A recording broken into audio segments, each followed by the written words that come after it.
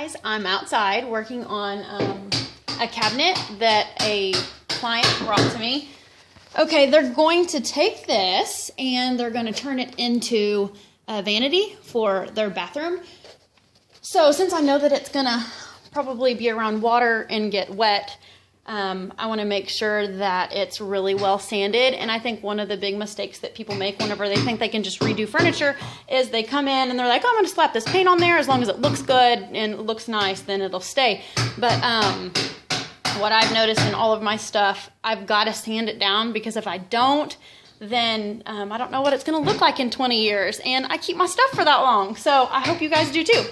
So what I'm going to show you today is just the prepping stage of redoing any type of furniture, and that is sanding. Everybody hates to do it, but it's very, very important. So like on here, on this wood, what I'm doing is you want to make sure, and you can't just sand in circles, because you're going to see all of those little bitty gritty teeth whenever you sand.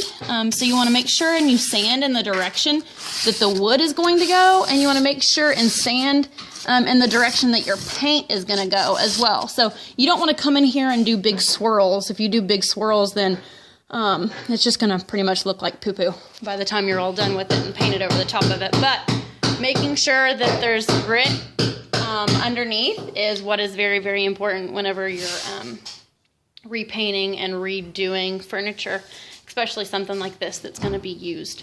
So like for instance right here along this corner, do you see how whenever, I don't know if you can see it on this camera or not, but whenever you overlap the grit, you're going to get kind of a crisscross pattern. So just make sure whenever you're going over the top of all these angles that they're the right way. Otherwise you're going to have real big loopy areas. Sorry, my son's over there having a heyday, so that's all that background noise you hear. So whenever you're sanding, I'm using 3M, which is just the brand, and it's the 220 grit. It really just depends on how much sheen you have on whatever it is that you're redoing. You don't want something that's so gritty that it leaves really deep gouges in the top coat. But what you're wanting to do is just put grit on all of the finish so that that paint can really adhere to it. So that's just a little bitty tidbit of information. And here's what I really look like whenever I paint. Not all this fancy pose cute stuff that you see online. So anyway, hope that helps you guys. Bye.